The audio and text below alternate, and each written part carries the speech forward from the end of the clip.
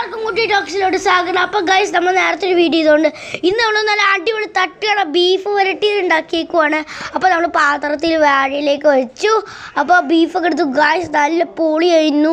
How, ആ colour കണ്ടില്ലേ, നല്ല ചോര കളർ ഗൈസ്. ഇപ്പോൾ അത് നമ്മുടെ വാഴയിലേക്ക് തട്ടാൻ പോവാണ്. അപ്പോൾ ഞാൻ എക്സൈറ്റഡ് ആണ്.